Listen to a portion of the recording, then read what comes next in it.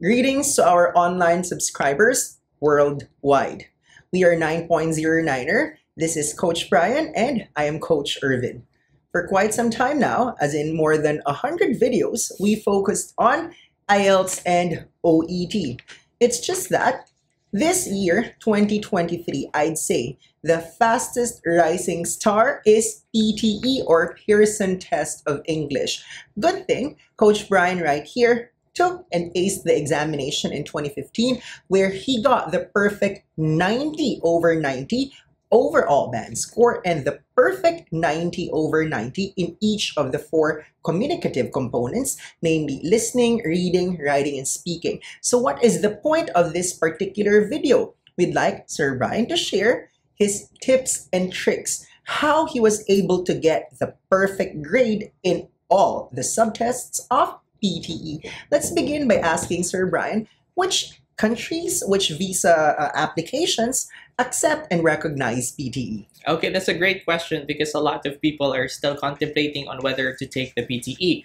But the PTE right now is actually accepted in more places, more territories, and more application procedures than ever. So first, it's accepted for most visas going to Australia, including the immigration visa going to Australia, student visas perhaps, or if you want to take a bridge course going to Australia, it's accepted there. New Zealand also has the same policy as that of Australia, so it can be used for most purposes going to New Zealand as well. But in other places, it is actually of limited value because there are not really a lot of application procedures that it's accepted.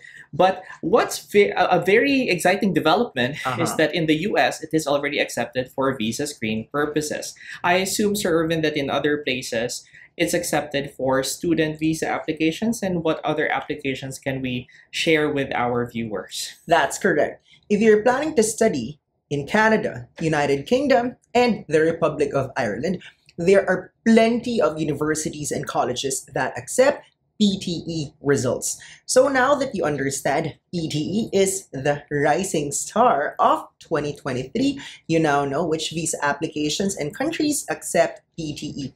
Initially, how is PTE different from IELTS and OET? We want you to know that for IELTS, it's possible to take the examination on paper, on computer, and online tests at home. Same thing is true for OET because OET is available on paper, on computer, and at home. But for PTE, no paper-based version, and as of recording, no online test at home. The only option for PTE is at the center, and it is computer delivered, computer administered, and computer assessed. So everything is going to be done through a computer, and even the assessor or the marker for your PTE is the computer. Now, I'm going to ask Sir Brian, what are your tips and tricks? What did you do when you took the examination such that you didn't even commit a mistake because you got the perfect grade in listening, reading, writing, speaking, and overall band score? And I'm sure this is more than enough to inspire our subscribers worldwide for them to also aim for that perfect grade in PTE, because if Coach Brian of Niner can, so can you. So, Coach Brian, what are the most important details that PTE candidates worldwide need to know about acing this test? The first and most important thing is to be familiar with the test format. Not because you did well in other exams, say for example the IELTS or the OET, it's always going to translate to a good performance in the PTE, because the PTE is a totally different examination and you need to be very familiar with the types of questions because there are a lot. And you need to know the proper strategies that you're going to employ to be able to respond to those questions effectively and not panic. I think one of the most crucial things that candidates should do is to stay relaxed and receptive during the test. And this is usually hampered by your nervousness or your anxiety when you're taking the examination because you're not really sure of what's going to happen during the test. So familiarity is number 1 in my list of things to do if you're preparing for the PTE. And number 2, don't be overconfident. Because if you're overconfident and you feel that you're good in English and you're going to ace it just like most of your peers, usually that's going to come off a little too much for the computer to handle. You might be speaking so loudly, or there might be a very arrogant tone. And more than that, if you're overconfident, you usually do not study anymore. You don't prepare for the test anymore. You underestimate the difficulty of the examination. And this is usually the most common pitfall of candidates who are taking the Pearson test of English. So just do those two things, and then preparation, a lot of practice, a lot of dedication to your test preparation program, and that's going to help you to really achieve a high score in your PTE. So here's my take from what Sir Brian said. Familiarity is everything. Now, speaking of the format, you need to be familiar with the PTE speaking format. We are dedicating this video to the speaking subtest. So let's take a look at the 5 different types of questions in PTE speaking. Let's begin with the first one, Sir Brian. The first one is your personal introduction, but it's not graded. So during this part of the examination, you're going to be introducing yourself. You're going to probably record a short snippet of your personal experience, perhaps, or your background, your profession, or your intention to take this examination, or what you're going to use it for. You can record that for the first part of the examination, and the purpose of this is actually for verification only. So when you record your voice and it's attached to your test result, when you forward it to institutions, they can verify that it's you when they actually have an interview with you. So that's the only purpose. It's not graded, and plus it's probably meant to make you feel more relaxed because PTE knows that you're still probably nervous or very concerned about the examination, so you want to just loosen up. And this part of the examination is the perfect opportunity for you to relax. Okay, so after this round, which is, by the way, not graded, I assume we move on to the next portion where the candidates are assessed, right? Yes. Okay. And the first one is read aloud. So read aloud is actually a part of the examination when there's going to be text flashed on the screen and you have to read everything aloud accurately. You cannot mix up the words, you cannot mispronounce, because for every error you get a deduction. But for every word, you get a point. So if you're able to read everything out loud perfectly, you're going to get a good score in this part of the examination. Now, I need to emphasize that this part of the examination is not concerned about speaking only. It's also concerned about your reading skill, because if you don't know how to read, then you won't be able to speak at all, or you won't be able to read aloud.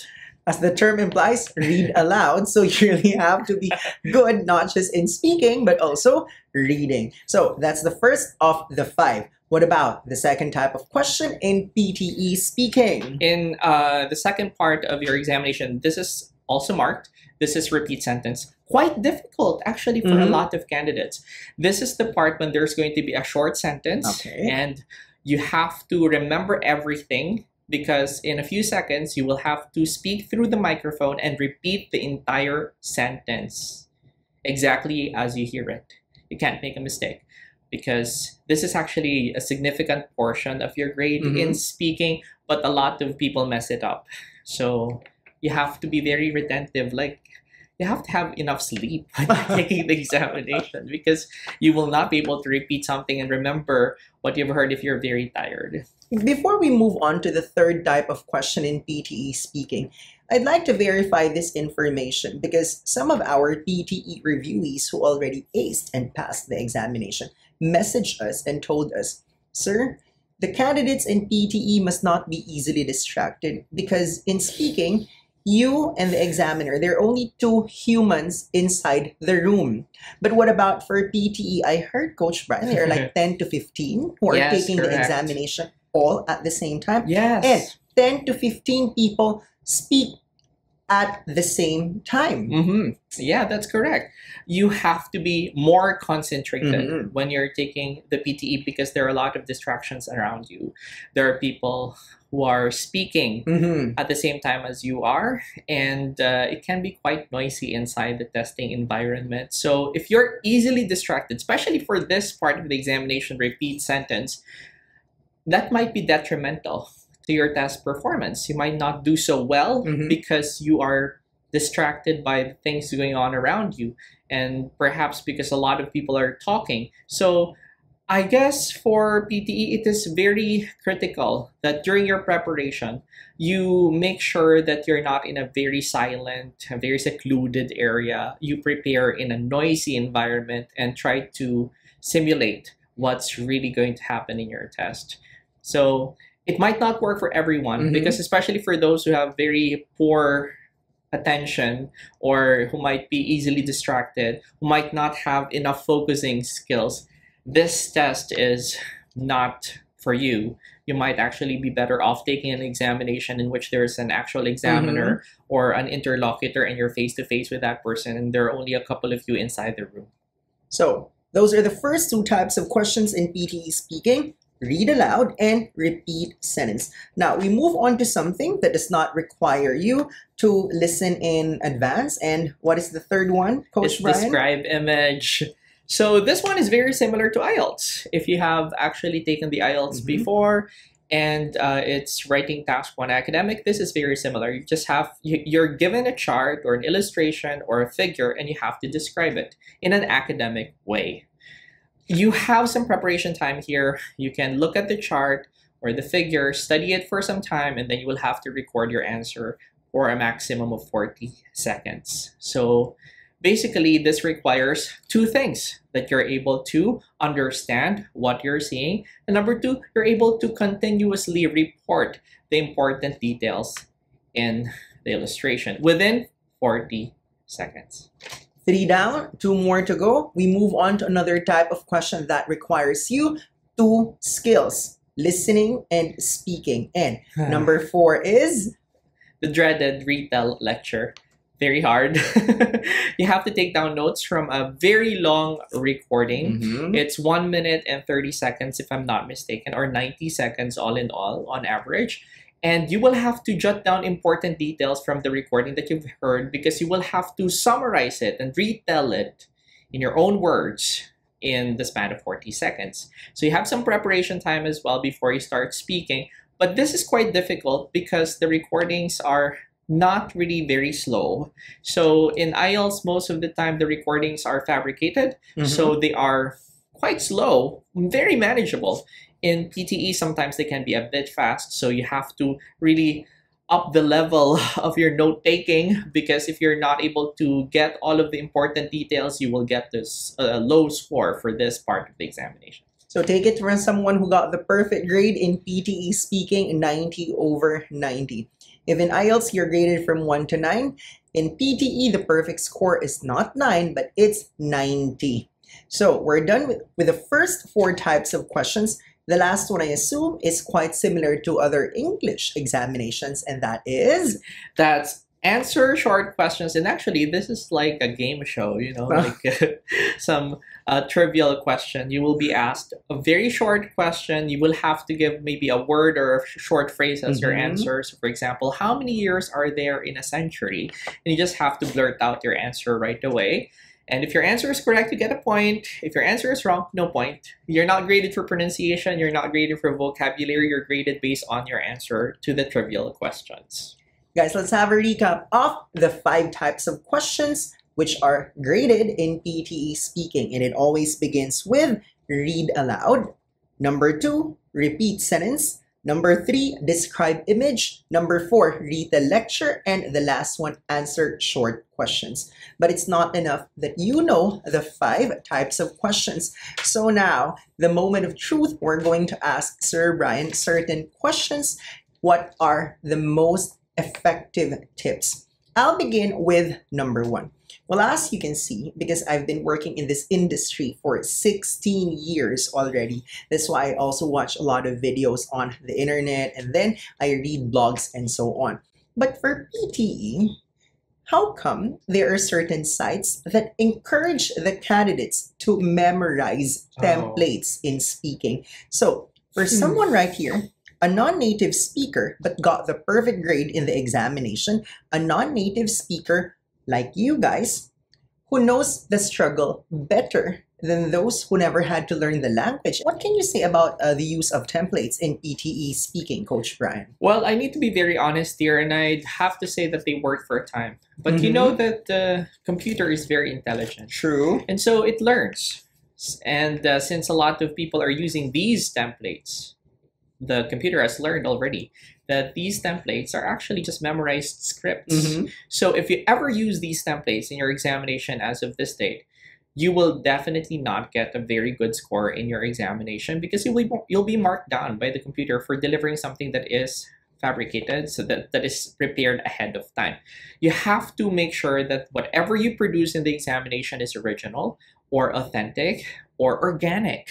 So I do not suggest using templates. And a lot of people use templates because they just don't know what to say. True. Yet there are many other ways of starting your sentences, and we actually teach all of those strategies in class without having to resort to memorized scripts in the examination. So we can teach you how to start your sentences, how to go about reporting when it comes to describe image, or maybe retelling the lecture. We can give you a very good layout and structure or what you're going to say, but we'll never here at 9.09er teach you to use templates. They are not advisable in the test, and PTE would always say that this is discouraged. Two main objectives of your chosen review center. Number one, improve your command of the language in order to, number two, pass the exam.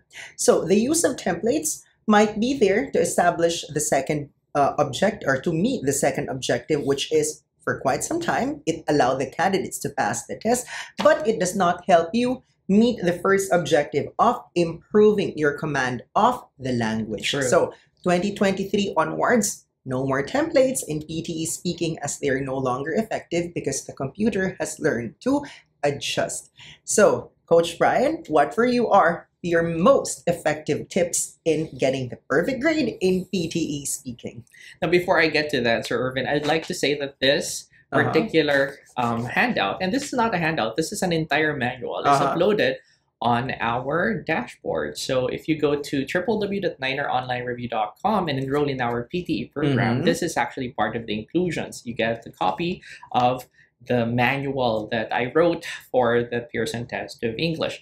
And I have here a few tips. I will be mentioning only maybe a couple, and we have a lot, about 8 different tips here. I'm going to mention the most important ones, which I think will benefit you in your examination. And the first one is to ensure that you speak slowly and clearly. Now, I get a lot of questions from students who come to us and ask us, do we need to really speak very fast? Because I've heard that if I speak fast, it's going to mask my accent and it's going to help me to get a good score in the examination. But actually, that is thought by the computer to be an unnatural kind of pacing. So instead of you getting a better score, it reduces your score in the actual test. What's important is that you are actually clear in the words that you're pronouncing, and you're speaking slowly, that you can control it, you can manage your pacing, you're not struggling, or you don't sound labored in the test. So use a natural pacing when you're taking the PTE. Do not talk too fast or too slowly in the examination. That's number one. Now, let's move on to the second item. Another tip that will surely help you not just to pass, but also get the highest possible grade in PTE speaking. Coach Brian, we move on to number 2, please. The second one, and probably the last one that I'm going to talk about, is not only useful for PTE, but also for other English exams. Do not imitate accents. Use a neutral accent. So it means to say that you shouldn't sound American, British, Irish, Scottish, or Australian, because some people force that accent because they feel that if they ever use that accent, they're going to do better in the test because the computer will recognize them to be a native. But actually, these exams, PTE, IELTS, OET, are not meant for natives. In the first place, they're assessing non-native English users. So if you're a native speaker, there is absolutely no need for you to take these exams because they're not for you in the first place. True. So if you have a neutral sounding accent, like what we do have, Sir Ervin and I have, it's okay. It's going to already be sufficient for you to get a perfect mark. If I got it, Sir Ervin got it for IELTS, you can too with the accent that you have. You just have to kind of neutralize it so that it doesn't sound too thick or too rough. But you don't have to imitate accents, because imitating accents will only make you sound very phony, very fake, very artificial. And the computer will also recognize that this is very unnatural. Guys, question. Do I sound like an American? Does Sir Brian right here sound British? No, we don't sound Canadian, Australian. We sound like Filipinos because we are Filipinos, True. right? But even if this is the kind of accent that we have, I was able to get the perfect 9 in IELTS speaking. Coach Brian right here got the perfect 9 in IELTS speaking and perfect 90 over 90 in PTE speaking. So, for fellow non-native speakers who want to ace the speaking subtest, whether it's PTE, TOEFL, IELTS, or OET, we encourage you to listen to our podcast episodes. In fact, on Spotify, on Apple Podcasts, and Google Podcasts as well, we have one entry there, speaking in English as non-native speakers. And in just about in just like less than 4 months, now we have more than 35,000 downloads from 119 countries. So we are thankful that people worldwide, and not just from the Philippines, are actually benefiting from our episodes on podcasts. So we encourage you